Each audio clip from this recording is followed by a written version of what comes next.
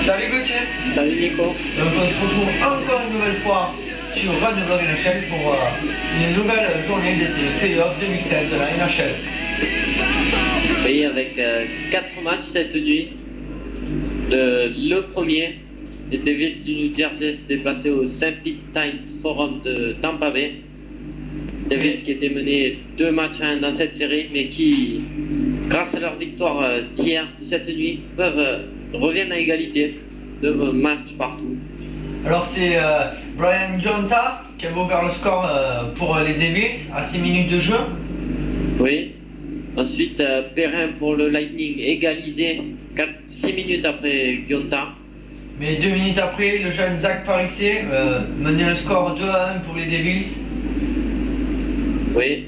Ensuite, 10 minutes après le début du second tiers-temps, Zach Parisset pour son doublé en supériorité numérique, son 6e but des séries. Mais c'est Martin Saint-Louis, 2 minutes plus tard, qui réduisait le score pour les Lightning. Oui, puis 4 minutes après Saint-Louis, c'est Vincent Le Cavalier qui égalisait 3 partout à ce moment-là. Alors, à la fin du temps réglementaire, 3 partout, et il a fallu attendre 12 minutes de jeu dans la première tiers-temps des prolongations pour voir Scott Gomez de son premier but des séries pour mener son équipe à la victoire et égaliser 2 partout dans cette série. Oui. Au niveau des tirs, les Devils ont légèrement dominé avec 37 tirs contre 33 tirs de Tampa Bay. et au niveau des gardiens, à peu près égalité. Oui, mais bonne journée de Brodeur qui n'était pas au mieux de sa forme lors des 3 premiers matchs. Donc au niveau des étoiles, Holmqvist, le gardien de Tampa Bay, a obtenu la 3e étoile, Martin Saint-Louis la 2e et Scott Gomez a obtenu la 1re étoile. donc ça c'était pour le premier match. Ensuite, le deuxième match, c'est la victoire des Rangers sur l'élimination des Thrashers. Oui, au Madison Square Garden, les Rangers qui se sont imposés 4-2 et qui se qualifient donc pour la 2e ronde des séries. 4-0 dans cette série. Oui. Les Thrashers qui n'ont pas gagné un seul match dans la première série de leur histoire. Oui, malheureusement pour eux. Pourtant c'est eux qui ouvraient le score. Oui, ils ouvraient le score au bout de 6 minutes de jeu par Kate Kachek, son premier but en série. Mais malheureusement, 1 minute plus tard, en avantage numérique, l'égalisation des Rangers avec Rosival. Rosival un partout, ensuite rien pendant le premier tiers-temps, il faut attendre 12 minutes 26 de jeu dans le deuxième tiers-temps pour voir les Thrashers repasser devant le score grâce à un but de Greg DeVries. Et à noter que sur ce but, Ossa a mis son premier point de la série. Oui, lui qui en aura mis, c'est son seul point d'ailleurs de cette série. Oui, son seul point de série alors qu'il avait quand même mis 100 points lors de la saison régulière. Oui, donc ensuite 6 minutes plus tard, c'est Brendan Shanahan, le vétéran des Rangers qui a égalisé à 2 partout. Oui. Et ensuite, 3e tiers-temps, 2 minutes de jeu, Matt Cullen permettait aux Rangers de mener 3-2. Et à 2 minutes de la fin, Jagger, dans un but vide qui finissait le score de 4-2. Dans un but vide où les Rangers ont tenté le tout pour revenir. Oui, malheureusement, ça n'a pas payé. Donc au niveau des gardiens, il y avait Edberg du côté d'Atlanta. Oui, il a fait face à 30 tirs, il en a arrêté 27.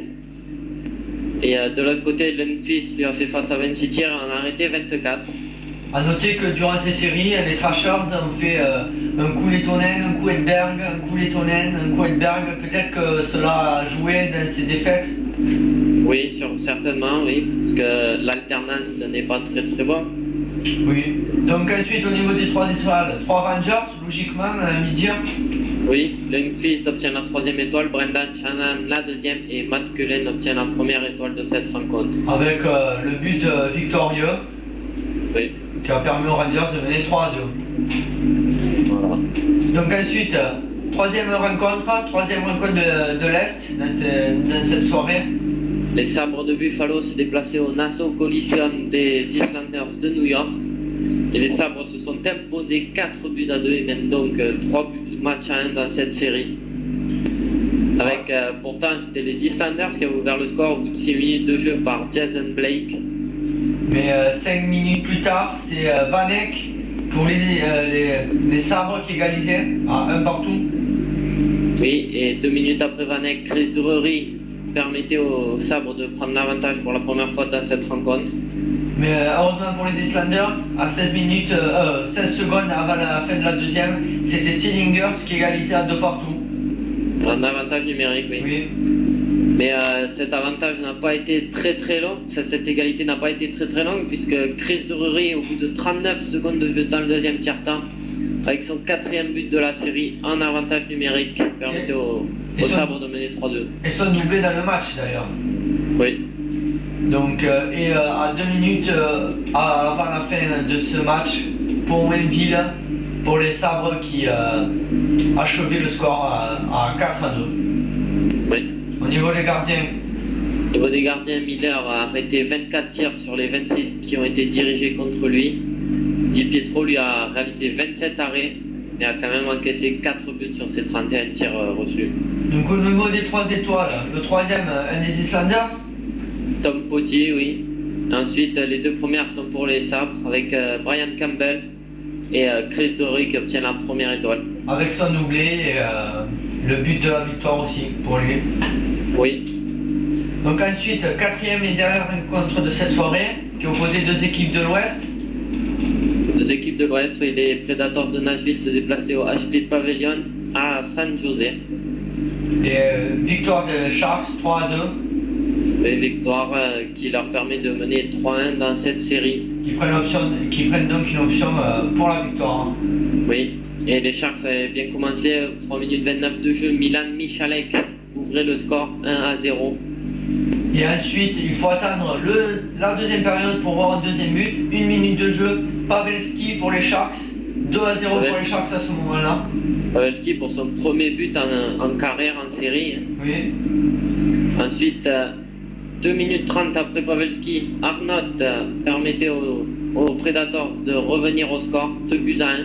Mais malheureusement, 10 minutes après, Michalek pour son doublé dans ce match qui ne permettait pas aux Predators d'égaliser. Oui, et ensuite, il faut attendre 3 minutes avant la fin du 3e tiers-temps pour voir Scott Hartnell en avantage numérique permettre aux Predators de revenir à un but des Sharks. Mais malheureusement, pendant 3 minutes, ils n'ont rien pu faire face à San Jose. Oui. Donc au niveau des tirs, une légère domination des Predators. Oui, 25 tirs pour eux, 23 pour les Sharks. Mais Nabokov a bien tenu dans ses cages. Très bon match de Nabokov, oui, 23 arrêts sur 25 tirs, alors que Vokun lui a réalisé 20 arrêts seulement sur 23 tirs. Donc d'ailleurs, dans les 3 étoiles, ça se ressent le bon match des Sharks, puisqu'il y a 3 joueurs de cette équipe. Oui, avec Mike Grier qui obtient la 3e étoile, Milan Michalek obtient la 2e avec son doublé, et Evgeny Nabokov, auteur d'un très bon match devant les buts, obtient la 1re étoile de cette rencontre. Oui, donc la 1re étoile méritée. Oui. Donc ensuite, en plus de cette soirée, 4 nouveaux matchs ce soir. Ce soir, et 4 matchs, et 3 équipes ont la possibilité de se qualifier pour la prochaine ronde. Oui, donc on va commencer entre Pittsburgh et Ottawa. Ottawa mène 3-1. Oui, et ils reçoivent devant leur public, donc ils vont certainement tout faire pour se qualifier dès ce soir. Oui. Ensuite, deuxième rencontre, les Red Wings de Détroit contre les Flames de Calgary. Donc là, égalité 2 partout. Non, 2-1 il y a. Ah, autant pour moi. C'est le seul match où aucune équipe ne peut se qualifier pour ce soir. Même si Détroit, en cas de victoire, pourrait prendre une grosse option pour la qualification. Ensuite, c'est les Canucks de Vancouver, tout comme Ottawa, qui jouent chez eux et qui ont la possibilité de se qualifier puisqu'ils mènent 3-1 face à Dallas. Oui, ils mènent 3-1 et donc peuvent faire comme Ottawa, se qualifier devant leur public. Et ensuite, dernier match.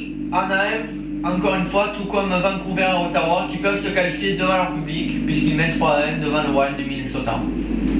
Oui, donc certainement que Ottawa, Vancouver et Anaheim vont tout faire pour se qualifier dès ce soir Et il faut faire très attention à Pittsburgh, Dallas et Minnesota qui n'ont pas dit leur dernier mot. Oui, ils vont sûrement vouloir raccrocher.